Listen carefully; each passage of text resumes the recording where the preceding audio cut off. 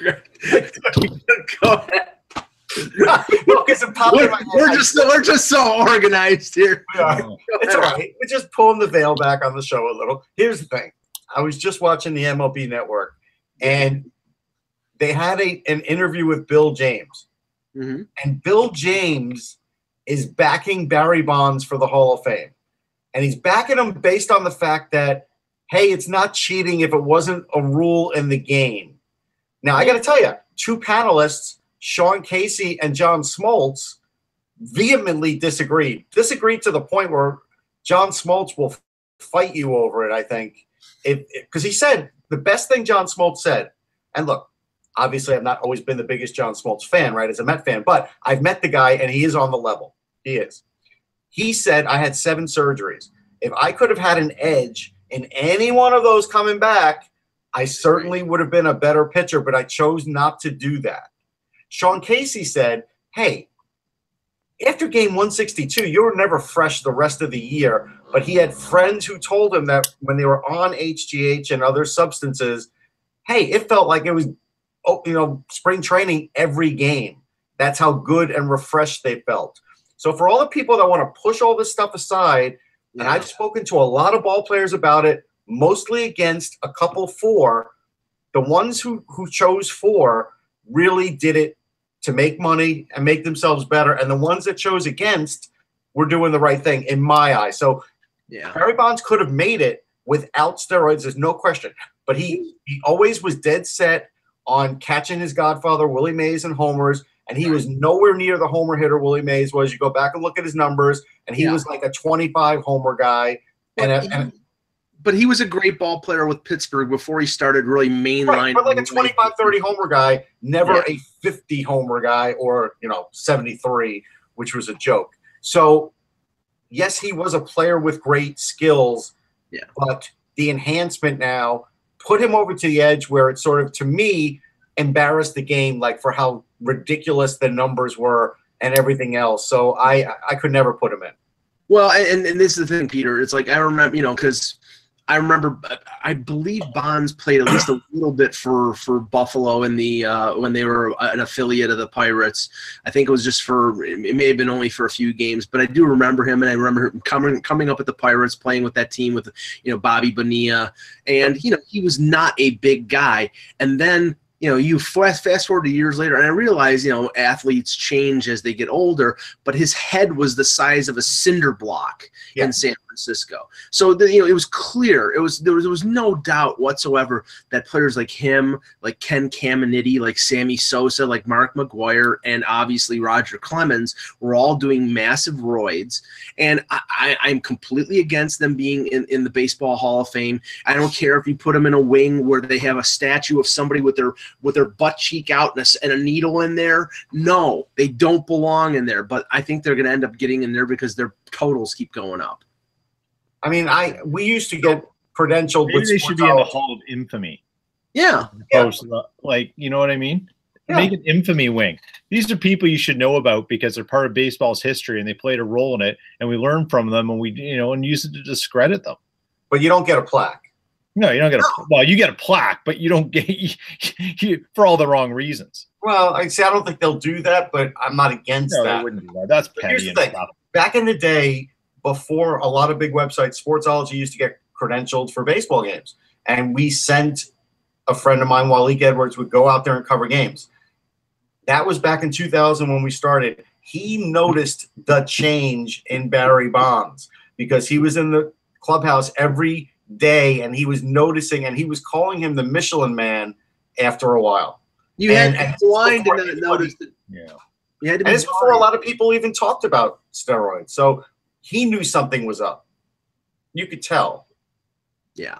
But you do, I mean, if you look at the totals that are being collated when they announce the Hall of Fame class, and they come out and they say, well, Bonds is at 60-something%, and I mean, it's clear the totals are slowly going up, and I don't know if it's as some old veteran writers are either dying off or not participating, and younger writers are coming in, but they're eventually going to get in. And I don't think so.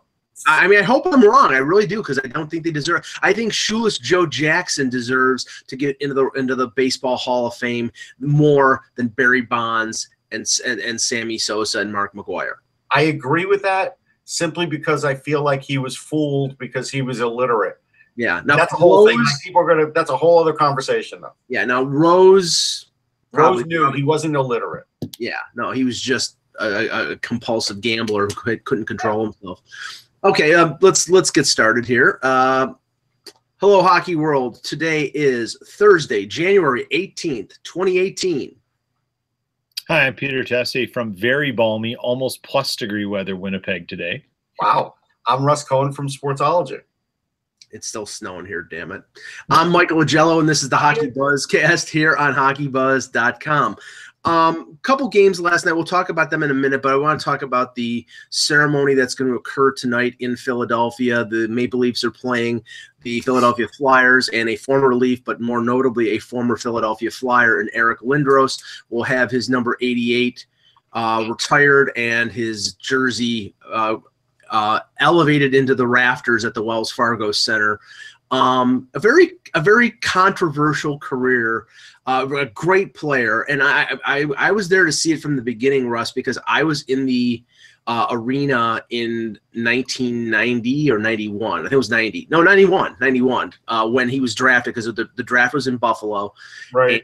And, I was there to see the Leafs, and of course the Leafs had traded their first and second round picks, so I was waiting a long time to see Yannick Perreault drafted, but. Yeah.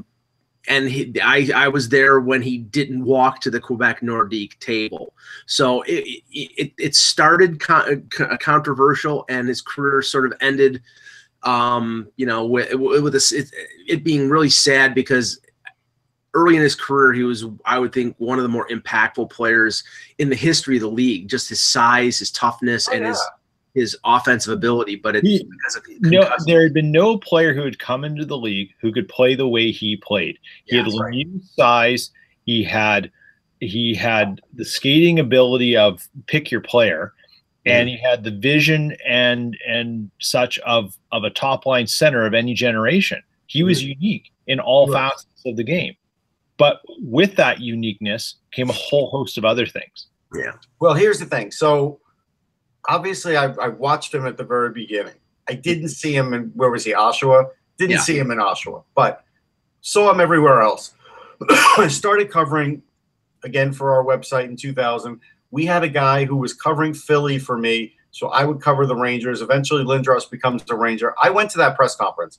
That was maybe the most interesting press conference I ever went to in my life, because it was pretty well under wraps that Lindros was in talks with the Rangers and going to become a Ranger. And for people to realize the impact, I'm no Flyers fans did, but he was public enemy number one in New York as well. And so all of a sudden he's on the team. And this press conference had everything. It had, Mark Messier. It had Lindros' parents, who I interviewed. It had Brett Lindros. Carl. Yeah, who I interviewed. And it was an amazing thing. But me, I was covering, and I promised myself, hey, I am not going to bring fandom into this, and I'm going to cover this season, because I covered that entire season with the Rangers, and I'm just going to cover it like you should. And what I found is that the guy had matured a lot, and he was really positive in the locker room. And his first day really as a Ranger, he pushed everything aside by basically saying, hey, look, just so you guys know, yeah, I really wanted to beat Mike Richter in the World Cup. I did, but I'm glad he's my teammate now. And that was one of the oddities of like Lindros becoming a Ranger. Like, it started with that, and he had a really good year. That first year, I want to say he had something like 73 points. That first year, he was excellent. What happened was, though, he started to suffer some hits. Right. And again, the eye-hand coordination was going. And it was going where he was no longer like puck on his stick in the net, goal instantly. It was more like it took a second or two for that shot to go off, and eventually, in that era with the clutching and grabbing and slashing and everything else, the numbers started to drop. But he always good in the locker room, though. I got to tell you, he always had that problem, and not going back to Scott Stevens, but even going back further than that. Yeah. And I'm not sure if the Kasperitis hit was the one that started the ball rolling on the concussions, but if you ever watch the video, and if somebody brought up Kasparaitis' name, and I immediately pulled up the video, Lindros had his head down at the blue line, and Kasparaitis destroyed him. Yeah. And Kasparaitis was 5'11", and I think at most, and Lindros was 6'4". But Lindros, the puck was in his skates, and he's looking down, and he's sort of hunched down, and Kasparaitis just. But Kasparaitis was a muscle-bound freak. Oh yeah, he was. I would see him in the locker room with the Rangers, and he was a muscle-bound freak. So speaking of an era, kill you. Back to our pre-roll. Yeah, and he could hurt you as a player. So Sure. So there's no slight in being hurt by Kasparaitis back then because he was a really strong guy. But the interesting thing is I got to see a different Lindros and really a guy that wanted to just play hockey and stay away from all that other stuff. right. He got there. And now I got to tell you, like the guy he is today is amazing, and he's done so many good things.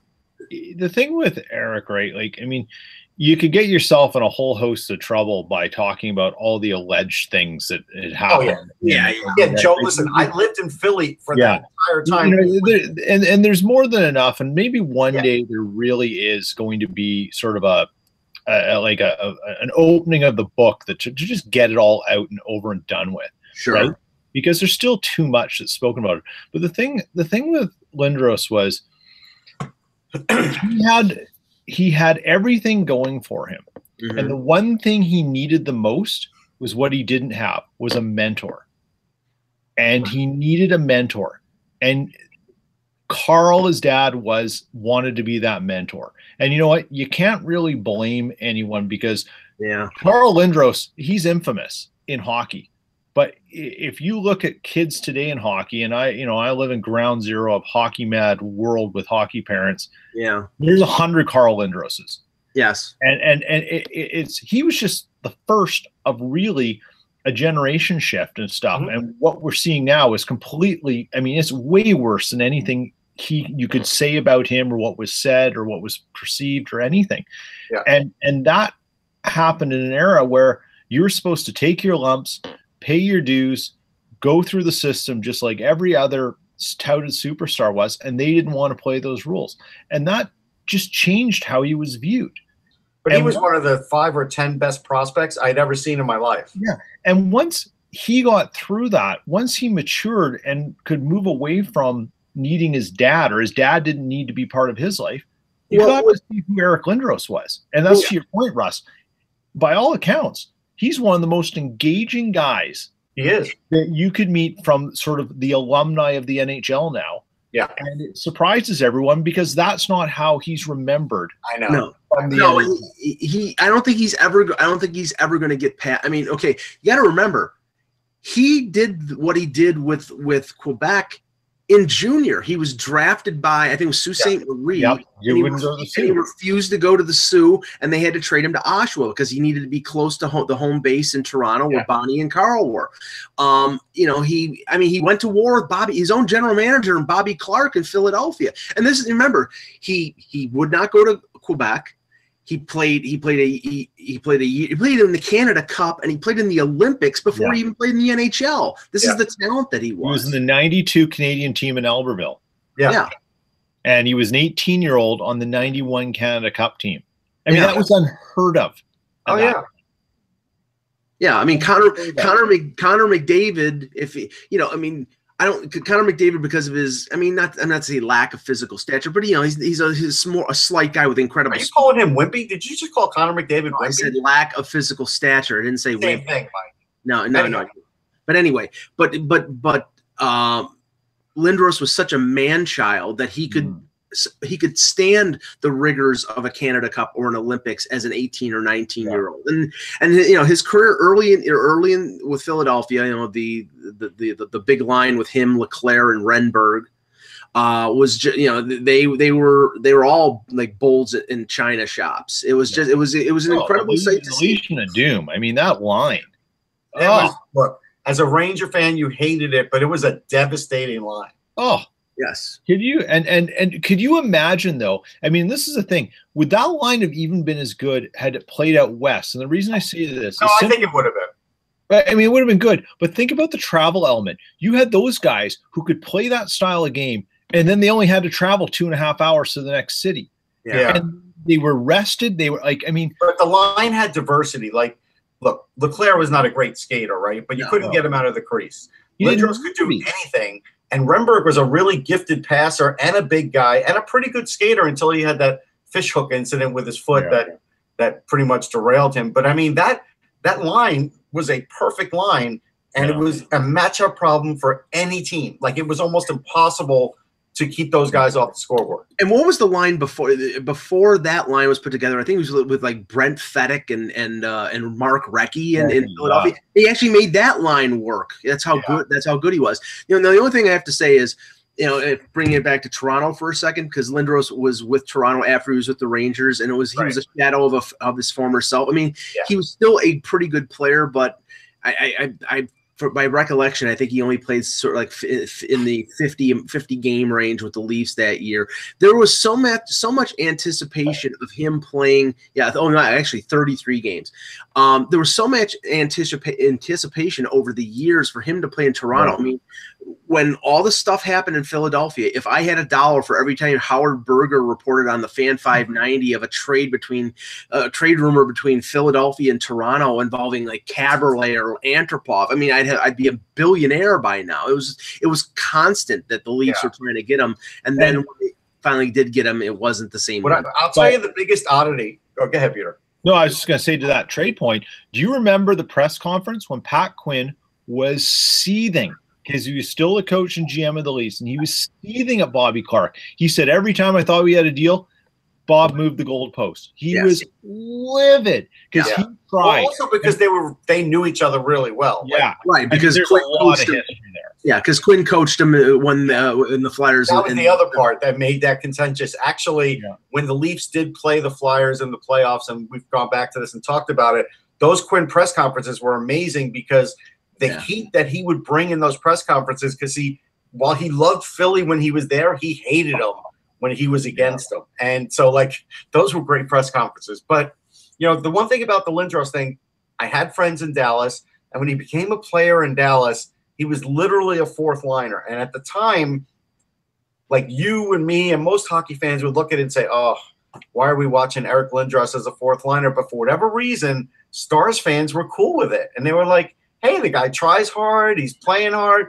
You know, they had a totally different opinion that we all had sort of like this preconceived notion of what he used to be. And I always found that fascinating. Yeah, well, because the first three teams that he played for was the team that traded for him, the team that thought they had traded for him in the Rangers. Right. And if you ever look at the deal that they were lucky enough not to have won, what was it? Kovalev, Doug Waite. Yeah, it's in our second Ranger book. It's a pretty massive deal. It is. Yeah. And then he goes after the lockout. After the season, the missed season, he goes to the team that he was most rumored to go to. In fact, like in 2000, 2001, 2002, you know, it was constant. He's coming to Toronto. He's coming to Toronto, and then it never happened. And then when he did, it was sort of, just an afterthought. So anyway, it'll be interesting. It's going to be a long ceremony tonight for Leaf fans who aren't interested in the ceremony. The game starts a little after 8:00. So if you want to watch the ceremony, watch at 7, and I'm sure you'll be entertained. Now here, just to feed the beast a little, tonight is a start for Michael Neuwirth, who we talked about yesterday not getting enough starts. And now the guy's not going to get out on the ice until like 8:08. Like for a guy who hasn't played much, that's maybe the worst case scenario, I think. Well, Mike Babcock always makes a big deal about presentations and this is going to be an interesting thing. I'm sure the Leafs. He'll talk about it post game. He will. Right. I'm sure the Leafs will want to be out there to show their respect for Eric Lindros, but the problem is they're going to be out there for an hour.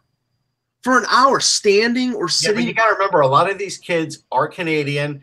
They were 5 to 10 years old when Lindros was playing. Right. He's a hero of theirs. They're going to want to watch it.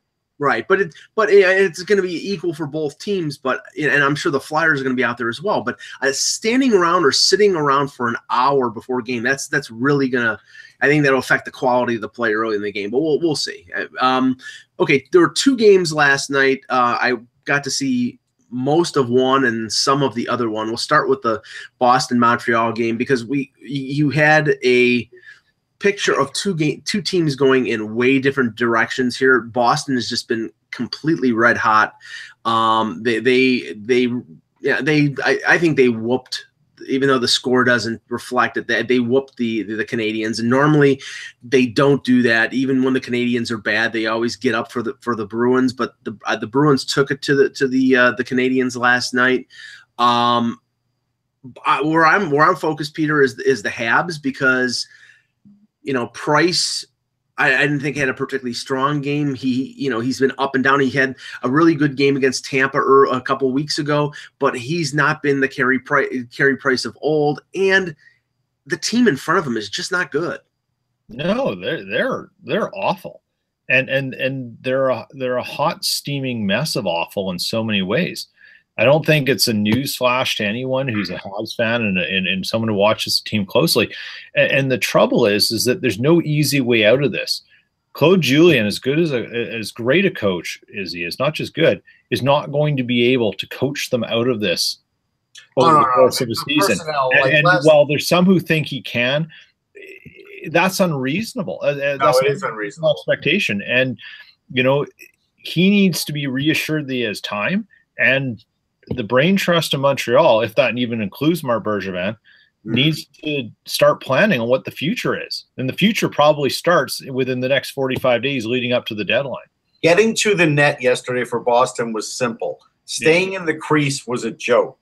Like, it's just, it was sad if you're Carey Price thinking, there's really nobody helping him out there. But there was for Montreal, they had a 3-on-1 at one point, and they botched it in a way I didn't think was possible. And it was just, what are you guys doing? Yeah, and they go bad. They go bad, man. And remember, they got all their offense in the first 31 seconds of the first period when Rask, he botched the first shot, and afterward there was really not a lot of offense on the part of the Habs, and the Bruins sort of turned it around. Pasternak tied the game, and then they scored 3 goals in the second and third period, pulled away. Now, what do we make of the Bruins? Because I think I was maybe one of the first that said, hey, I think this team is good and they'll be a playoff team even when they were struggling. Mm-hmm. But I don't go with this new flow where it's like they're a big-time Stanley Cup contender. They're still in the Atlantic, and the Atlantic stinks. Yeah. It's very hard to gauge them as a result. They're just absolutely red hot right now. I mean, they're not losing. They're getting really good goaltending from not only Rask but Khudobin. And Russ, we've been critical of their defense the last few years, but now with McAvoy fully being realized as a quality player, with Grzelcyk, with Carlo, you still got the leadership of Chara there, and Chara playing major minutes. I mean, their defense is worlds better than it was 2 years ago. And they just got somebody else back yesterday too. McQuaid. Yeah. I mean, I think 2.5 years ago, you could see, the rumors of their demise are greatly exaggerated, right? Like, and you have to give this organization, because they took a lot of heat. They did through it. Like, I mean, it was, pick your person who they were targeted, because they all were, and there was a lot of skepticism about what they were doing. They've weathered this well. And through the draft, ironically, Montreal is in the same position right now. Right, but there's a difference. The difference between those two teams is the drafting. Yes, again, we're talking about players like Grzelcyk and Carlo and guys who were drafted. Some of them, Pasternak, who got to the NHL quicker than people probably realized they could. Right, and it's helped. And I've been calling for Grzelcyk for years, but they waited on him, and it was probably the right thing to do, because look how good he looks now. So the young players are bailing out the veterans and making it a really good mix there. But again, they're in the Atlantic, and until I see them knocking off big time Western and Metro teams, I can't talk about the Cup for them. Well, the thing is, and as you said, Russ, is that Boston has turned it around because of the drafting of the Sweeney administration. Even though those 3 first-round picks we keep dwelling on. Russ is playing, regardless of what you think about it. He's right. But I mean, you would have thought that they would have taken advantage with those picks, and we know what Sinishin or Zabor were going to be. But they got Carlo in the 2nd round, then they got McAvoy the next draft. Yep. They had Pasternak in 2014, so there is a good record there. And they have prospects in the organization. If you flip the coin and look at Montreal, I mean, you're talking Scherbak and Juleson. Jakob De La Rose hasn't really realized anything. They traded Sergachev to Tampa Bay for Drouin, and now Drouin has been moved to the wing. And if you look at the Canadiens roster right now in terms of, okay, they're going to trade some guys for rentals.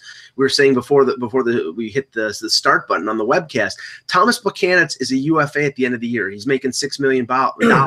Nobody is interested in him at $6 million because he's almost washed up the way he's playing. Maybe at 50% of that, somebody would be interested, but look at the rest of the headline. Here's the thing, I'm just talking about Buchanan. He serves a role, but it's a very unique, it's a very specific role that he brings. He brings this experience and stability. He's a depth guy. Yeah, so he's a third line guy. Yeah, he's a depth forward for particularly a center for a team that is hoping to go on a run. And I had him in my blog today as someone Winnipeg could take a look at. I'm not saying they're interested. I'm just saying he fits the criteria of what the Jets need from a depth. I think he's a little soft for Maurice, though. That's the thing. But the only way he gets moved before February 26th, and Montreal can do it because they got plenty of cap space. Yeah. They'd have to retain 50% of the salary and maybe even take something back. But other than him, Alish Hemsky, Nicholas Delorier, those are your UFAs. You're not getting anything for him. The guys. Hemsky even playing right now? He just came back. He's healthy, but he isn't playing yet. But the guys who would bring back value, Pacioretty's got another year. Yeah. Galchenyuk just signed the first year of a 3-year bridge deal. Guys like Andrew Shaw or Gallagher are locked up long term. Yeah. They're not gonna move Weber because Weber's probably the next team captain. There's not a lot of pieces to move out. That's the problem. No, and you know what? Like, again, in contrast, like for all the too much hype, and I said it was too much hype at the time. JFK for Boston's almost a point a game in the AHL. So they could sit on him, or he could be a trade piece for them. So that's where Montreal is way behind this. At this point now, they have set themselves back for years. And they sent back Anders Bjork to Providence as well. And he's a good young prospect. Really good player, yeah. Yeah. So I mean, they have pieces, and I didn't hear what Bob McKenzie was speculating about regarding who Boston would be targeting in terms of a trade before the deadline. I would assume it's going to be forward depth because they do have those top 2 lines, but I think they could use some veteran help on the 3rd and 4th line. That might help them, but I think their defense is good, and the goaltending, the 1-2 is pretty good there. So it's good. It's good. But here's the thing: McKenzie keeps, and I haven't watched the broadcast. I'm going by the chat room, but he keeps talking about this Matt Zuccarello stuff for New York. I got to tell you, I am not seeing it or feeling it because A, they're not out of it. No. And B, they have the wherewithal to re-sign the guy. He's best friends with Lundqvist. Like, even if you think you're going to trade him and get him back, you still need him to complete this season. So none of it makes sense to me on any level. Well, Zuccarello's got another year, so he's sort of in the Pacioretty category. Now, okay, what if I'm not making up a rumor here. What if it was Zuccarello 1-for-1 for Pacioretty, somebody from the New York area? I don't think they would do that deal because I think Glenn Sader would make that deal. I don't think Jeff Gordon would make that deal simply because you did it with Yandel. You didn't retain Yandel. If you get Pacioretty, he's probably going to test free agency too. Even though he's from the area, it's not like he's going to just sign with you. I don't think everybody's going to do what Shattenkirk did, and Shattenkirk did it because he had a lot of money already. Pacioretty has a fair amount of money, but he probably realizes his next deal is his last deal. Yeah. And by the way, go ahead, Peter. No, I was just going to say, I mean, a Pacioretty for Zuccarello deal, that's essentially a hockey deal. right? And I just don't see New York doing that, particularly where they stand. I mean, all they have to do. I mean, New York right now, where are they? They're tied 4-5-1 in their last 10. If their next 10, they go 6-1 and 6-2-2. They're looking to acquire. Yeah, right. You know, like that's all it takes.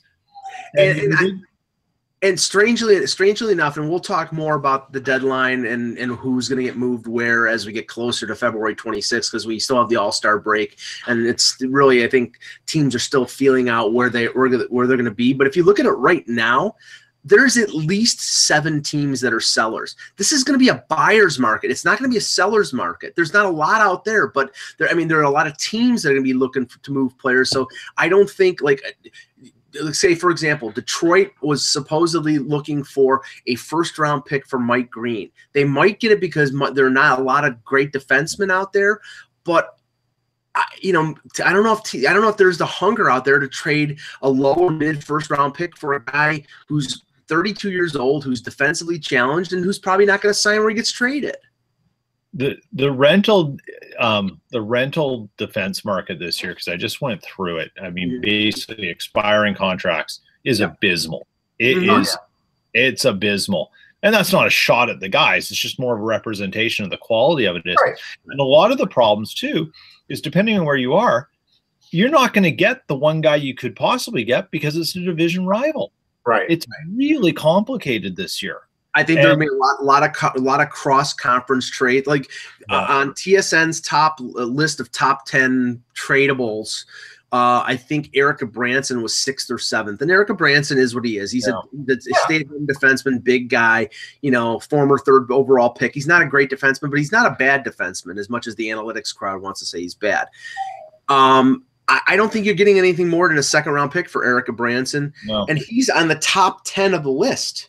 Yeah. Here's just to switch gears for 1 second to answer something in the chat room with Brandon. The other day, Larry Brooks wrote that Elias Anderson, who we all watched in the World Juniors, when he's done rehabbing his shoulder, may join the Hartford Wolfpack. Now, again, there's a lot.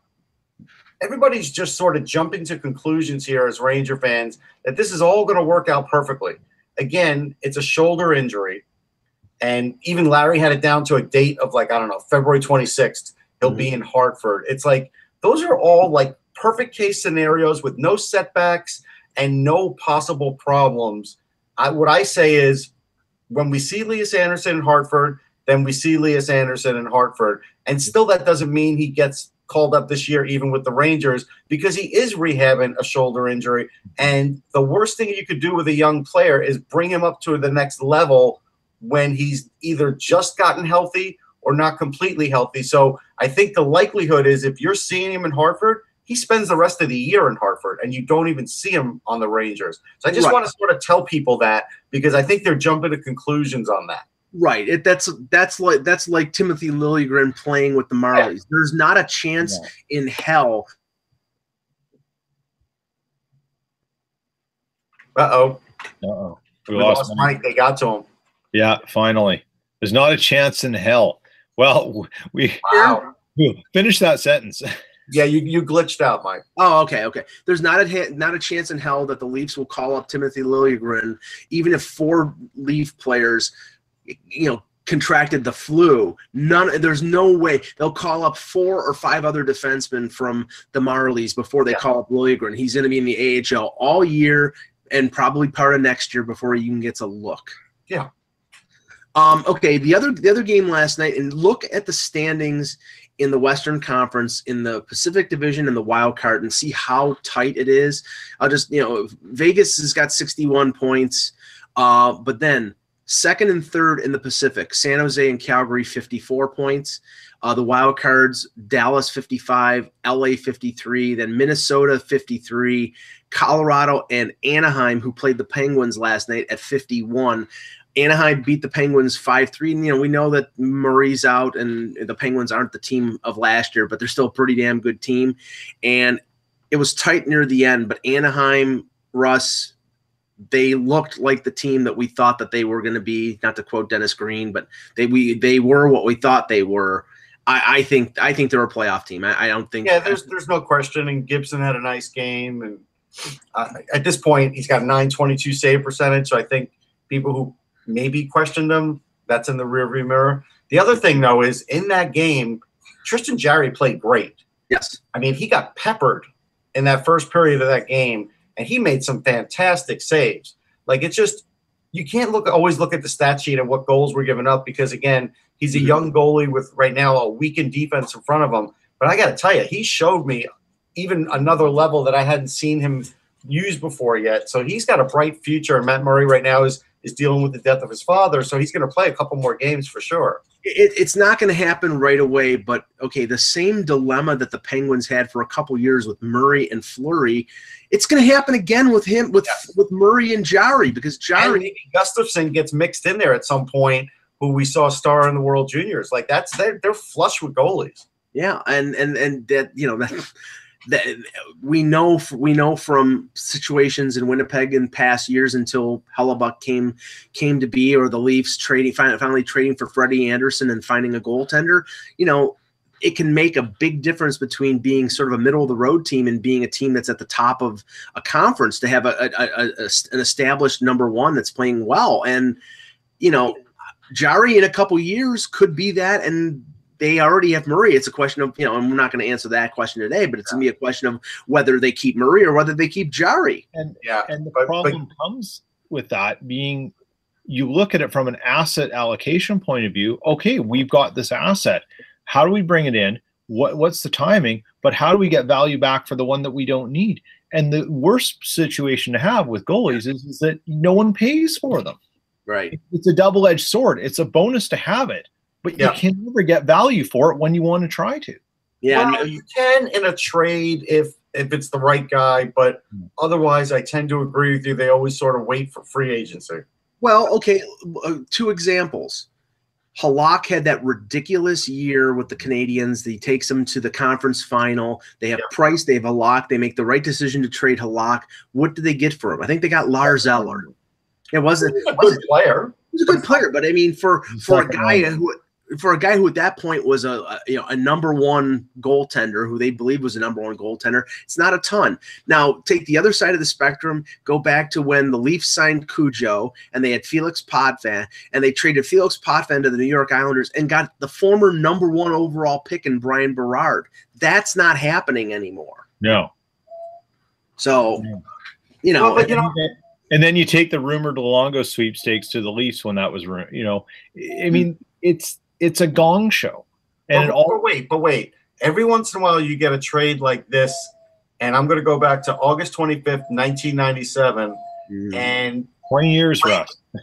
The Flames got Andrew Castles and J.S. Jaguar. Yes. Was a prospect then, and Carolina got Trevor Kidd and Gary Roberts. Like, it does happen. Yeah. Well, right, and what did Vancouver get for Corey Schneider? They got Horvat. They got the 9th overall pick in the draft. So you can get something, but we know the importance of number one goaltender. And here's a bad trade. A bad trade was when the Atlanta Thrashers traded Trevor Kidd to Florida and got Gord Murphy, Daniel Yarnquist, Herbert Vastaju's, I don't even remember him, and a 6th-round pick that turned into Justin Cox. Wow, that was bad. Jeez, I don't know where he pulled that one out of. Yeah, wow. That is a bad deal. Now, Peter, you wrote a couple columns the last couple days about what the Jets might be looking for. I mean, from an outside perspective looking in, it's probably not much. They have so much depth of scoring with all those young players, and I think their defense is overachieved. Where do you think that they really need to add? I think, the consistent thing that's been mentioned out there from a lot of the respected guys, Elliot Friedman and the like, is they are looking for a center. They want a depth center. Right. And I think that makes sense. I mean, you can never have enough depth in the playoff, particularly down the middle. I also think when you look at the Jets and you look at what's there, and I've said this, I'm a broken record here, they need someone with some experience in the playoffs. They need someone who's been through something before, not just 5 games here, 3 over there kind of thing. They need someone who's has a spring of 20 games in there, or 17 or 18 games on a couple of different seasons. So the way I see it is they want to try and find someone who can, I think they expect to do something in the playoffs. What that something is remains to be seen because they're an unknown quantity. But if they're going to do something, they also see that we need someone to help us. We need something in there that's going to provide some guidance, some soothsaying, some experience, some stuff that no one on this team other than Dustin Byfuglien has. Right. I'm going to give you somebody who Winnipeg could get very cheap, who might fit the bill for them. He's not going to be a center, but he plays the wing. But they can get him really cheap. Like, Matt Reed's doing okay in the AHL for Lehigh. He's got 12 points in 20 games. He's got playoff experience. He's only 31. He can still skate. He was just having trouble finishing. But at the end of the day, the Flyers will definitely trade him, and you could get him for a 6th or a 7th round draft pick probably, and he might not be a bad guy to add. See, the Jets don't need someone who can finish. They've got finishers. They need someone who can shore things up, provide stability and skate. Well, and he can do that. Would a guy like Filppula work? Yes, Filppula would work. I put Filppula in my blog today as fitting the criteria, not suggesting that that's who they're looking for, but he fits what I believe the Jets' criteria is based on information in hand and how we see the team. But he'll cost a lot more. Yeah, he will, but he's expiring contract, and the Jets can afford to pay for something. They have cap space, they have picks, and they have prospects. They have the 3 things you need to make deals. Mm-hmm. It's how serious are they going to make a deal, given where they are. So give me an idea who they're going to give Philly for Filppula. Because once Philly gives up Filppula, their playoff hopes are over, even though they're probably over anyhow. Nick Petan. Nick Petan? Well, if they gave Nick Petan, I think the Flyers would do that. I do. Yeah. But it's a rental. He's a rental. So did they give up Nick Petan for a rental?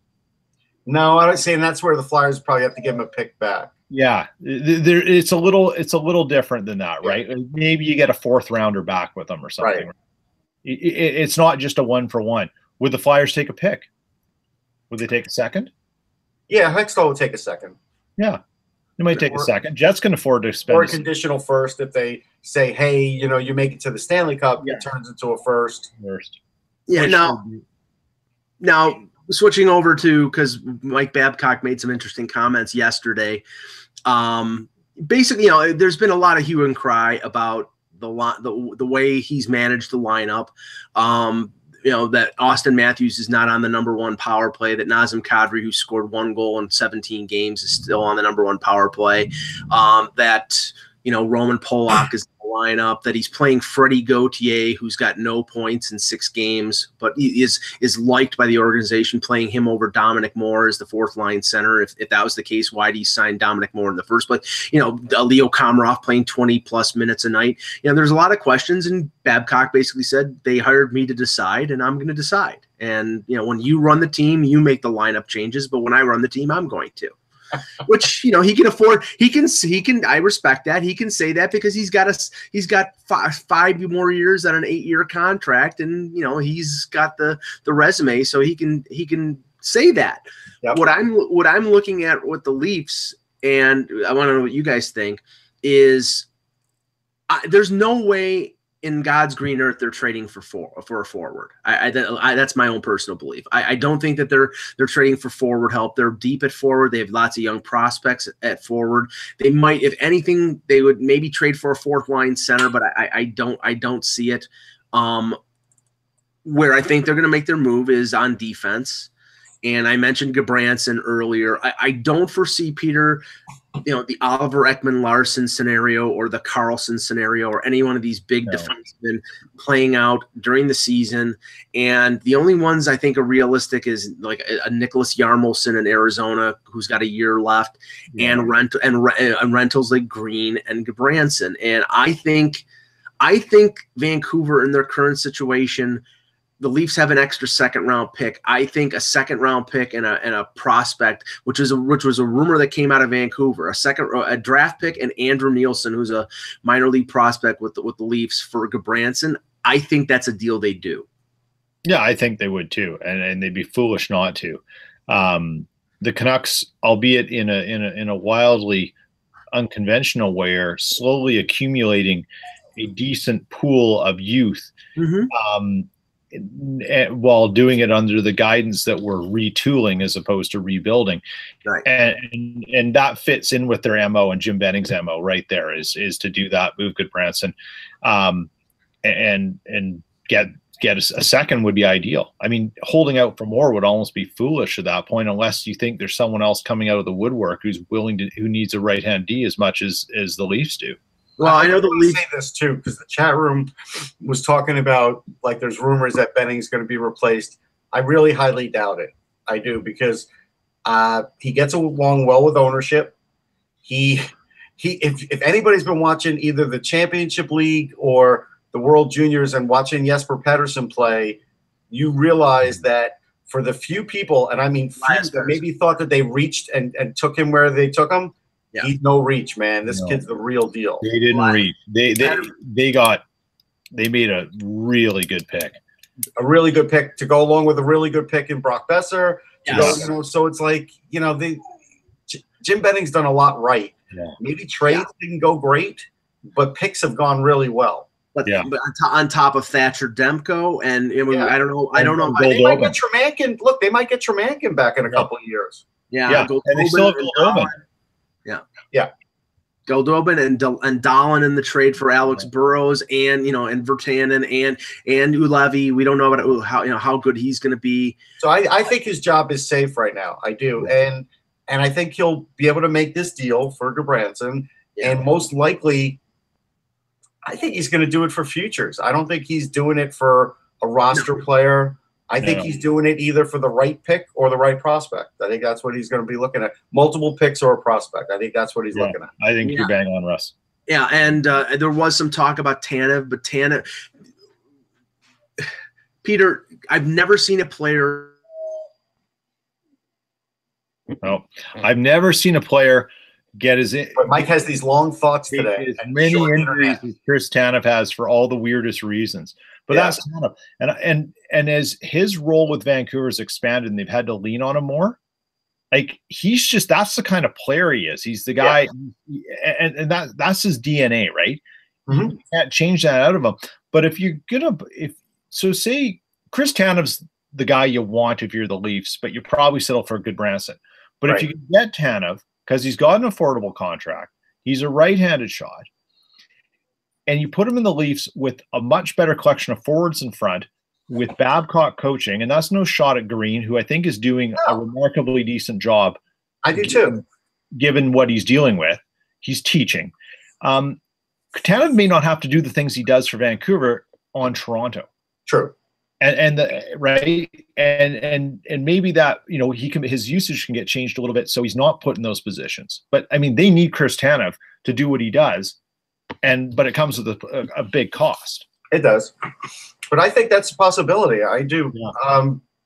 Again, I think that's really, though, it for Vancouver. I don't think they'll, do anything else. I think Calgary is a team that is going to pick up guys at the deadline, at least one, maybe more. And, like, they're a wild card. I look at Calgary, and I thought they could get to the conference finals, and I still think they can get to the conference final. And so – and look, we don't talk about it anymore. I mean, Jaromir Jagr doesn't play anymore. He's just toiling there. Yeah. So is he going to walk away and retire, or is he going to get traded to somebody for a 7th-round pick? Like, what's going to happen? Yeah. I mean, the reasons, Jagr's the kind of guy. The reasons they want Jagr is because they expect to do something in the playoffs. They've kind of had a weird season. I think they expect to be a lot better. But Calgary's a team I wouldn't want to have to go up against in the first round. If you're in the West, there's some variables there that could be very scary if you weren't prepared. And Jagr, I mean, I could see them putting Jagr on the bench, much like the Habs did in '93 when they put Savard on the bench after he was injured as a special. But he doesn't want to do that. That's the thing. But he loves the game too much. He'd probably hang out in the locker room. Actually, he hasn't played a game in 2018. Yeah. And, that's too bad. I feel that's not the way we want to see the guy go out, which is too bad, too. I mean, if this is the end of the line for Jagr, I mean, I hope he gets. They're going to need to replace that spot. Yeah, and so I think they are going to look for another veteran to sort of fill that role. Yeah, I mean, I wonder if there was a team if they said we can't use Yager, but he's ready to go and he can play, he can pass a physical. Could he go? Would they send him back to the Eastern Conference where he's traditionally liked to play? Would there be a team in the East that would take him on to do something like in that role? Would there be anyone interested in Yager, do you think? You know, a lot of Ranger fans would still want him back. He definitely could help the power play. Will Jaromir Jagr agree to be just a power play guy? If he did, I think the Rangers might have interest in him. Yeah. Sorry guys. My Wi-Fi crapped out there for a second. Well, you live in Buffalo. We get it. Yeah. I don't know whether anybody's interested in Jagr because he's been out there for, this whole thing in Calgary went down a couple weeks ago, and apparently, Treliving has called everybody. But that's a certain thing. Like that's probably with him saying, I still want to play X amount of minutes and this and that. But if you all of a sudden sell him as just a power play guy and you only have to use him for 6 minutes a game, if he's up for that, I think someone would take him under those provisions. Philadelphia? No. Philly, I don't think would, but I think Jersey, LA. I think Jersey might. I think the Rangers might, and I think LA might, and I think the Islanders might. Okay, but just under those provisions, like not really playing much 5-on-5 and using him as a specialist. Yeah. Like as in football, if he was like a third down corner. Yeah. Yeah, I don't want to dwell on Evander Kane. I think we covered that territory pretty good. Really? Have we talked about him? Yeah, yesterday. But we just talked about what Buffalo was looking for in terms of a return. The question is, what teams out there are looking for that type of player? And you keep hearing Calgary's name mentioned, looking for scoring. You keep hearing Calgary and St. Louis have been tied to Mike Hoffman. This is the problem I have. I find it hard to believe that Ottawa is willing to trade Hoffman because he's been so consistent and so good over the last couple of years. But obviously, this is being driven by Eugene Melnick's cheapness, and that's the reason why he's potentially on the block. If you were St. Louis or if you're Calgary and you can get Mike Hoffman, God bless you, because I think you're getting a great player. Yeah. Yeah. You do that every day, and I hope as someone in the Western Conference, I hope that doesn't happen, because that's only going to, particularly for St. Louis, because that could be a very good thing for them. And Calgary is also, Michael, you were sort of in tech limbo. We were saying Calgary is one of those teams that I wouldn't want to face in the first round, depending on who I was, because they hang on to that one of those 2 wildcard spots. They've had a weird season, and I don't think they're as poor as their sort of up and down record would suggest. They're a better team than that. It's just that they haven't put it all together for the right stretches of time yet, and that could happen. True. So I got something breaking where I think Mike will be interested in talking about this, and I think, Peter, you will be too. We know that March 3rd is the outdoor game with the Leafs and the Capitals in Annapolis, and so that's a game I'm going to cover. I think it'll be great. But I see NHL.com just put out an article to sort of push that game, but they put how Matthews compares to Ovechkin in his second NHL season, and I just want to call that, like, that's a foul. Like, stop. They're different players. They're way different players. There's nothing comparable. Like, just stop. Yeah, you know what this is? This is the NHL.com version of, and I like this guy a lot, and I'm not going to slam him because I understand why he wanted to write the column that he wrote. But Rob Vollman, who's been on the show before a few weeks back, wrote a column about the case to trade Austin Matthews, and basically used the price point that Matthews might ask for from the Leafs and comparing him to Connor McDavid. Connor McDavid and Austin Matthews are 2 different players. Yeah. And you got to remember, if the salary cap goes up to $80 million from 75, then the percentage of cap, even if Austin Matthews got 12.5, which is what Matthews got, or with what McDavid got, is not the same price point that McDavid got. So he might get 12.5, but it's not the same as McDavid's 12.5. So Rob's article was interesting because I think it's looking at how you build a team, not from the actual player himself, but how you allocate the finite resources within the salary cap. Yes. And his point has some merit. It's just, it takes so long to get a player like Austin Matthews. Mm-hmm. Why would you get rid of him?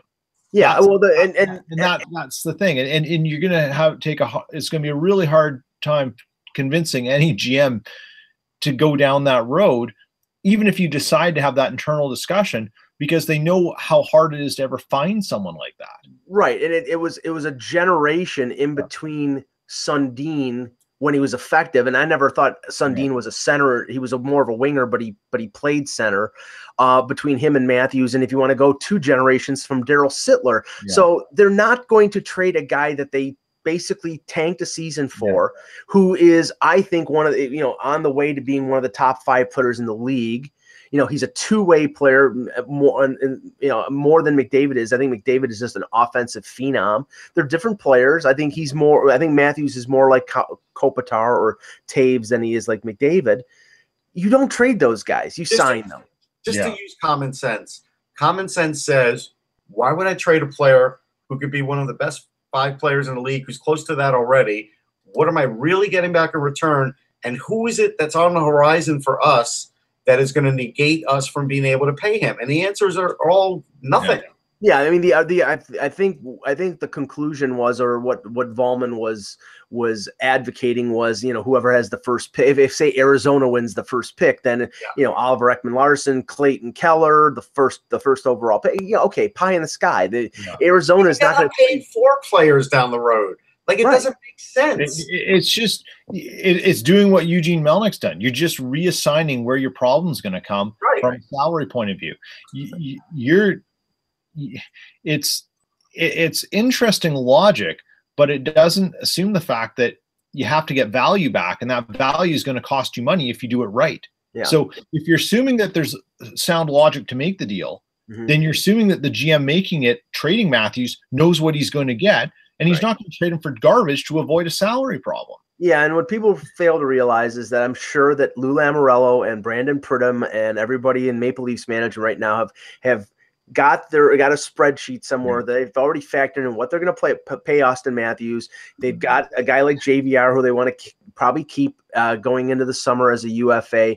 They're probably going to sign Nylander for a bridge deal. They have it all figured out. They don't even have an expensive goalie. Like, there's nothing. Yeah, he's $5 million. Yeah. Kevin Cheveldayoff mentioned probably, I don't know, about maybe mid-fall, maybe late fallish, about literally that thing, a spreadsheet that he has on his wall that shows their timelines. And he goes, and we look at it and we see who's coming in and where we see things dropping off. He goes, they all do it. Yes. And they probably have the thing mapped out to 2028 or something. I mean, really long term. And they probably factor in things. They've got something that makes our Cap Central and all the other places and the original Cap Geek look like a spread from 1992. Yeah. Here's the last thing I'll say about the cap, and this is really the truth. It changes daily. Yes. Cap Geek, all these other things can never keep up with that. And that's why when some teams say, well, it's not accurate, it's true, it's not accurate. And that's why there's a guy on every team that is their entire job. And that's because that cap changes daily, sometimes hourly, based on bonuses and other things, players moving up and down. It's a lot more complicated than people think. Why do you think the teams that took their 5-day buys, their 5-day breaks, they sent all the players that they could who were on 2-way deals down to the American Hockey League? It wasn't to get them playing time, it was to save money on the cap. Right. Yeah. And the first guy I recall explaining the intricacies of which the sliding thing with the cap works, as you basically said, Russ, changing every day, was Lawrence Gilman. When the Canucks had Burrows on injury, but they ever said, well, that's perfect. No, it wasn't, because he had to be on the roster at the start of the season, and how they had to do that. And you realize it's not static. No. And we forget that. We just think, oh, there's X amount of dollars, fit him in. It doesn't work that way. Okay, guys. I wanted to bring up one thing, Russ, because you brought it up on Twitter today. I saw you retweet that it's Winnie the Pooh Day. And the It home is of Winnie Winnie the Pooh Day, yes. is Winnipeg, Manitoba. And A.A. Milne created Winnie the Pooh here. The place that is known as the 100-Acre Wood is about a kilometer that way from my house. I didn't realize that. I'm still never visiting, but I didn't realize that. Yeah, that's where it's from. And there's a gentleman here by the name of... My wife is not mad at me. She's a big Winnie the Pooh fan. And because I didn't tell her, it's just something I retweeted on. Yeah. And it's a big thing here. And there's a guy who ran an art gallery here, and he owns a gallery here and in Toronto. His name, David Locke. He wanted to start a Poohseum. A Poohseum? Yeah, a Poohseum. I know one person in this room that will go now. Yeah. It's the only reason to go to Winnipeg. On that note, thank you, Peter Tessier. Thank you, Russ Cohen. I'm Michael Agello. Thanks for watching. And remember, without the buzz, it's just hockey.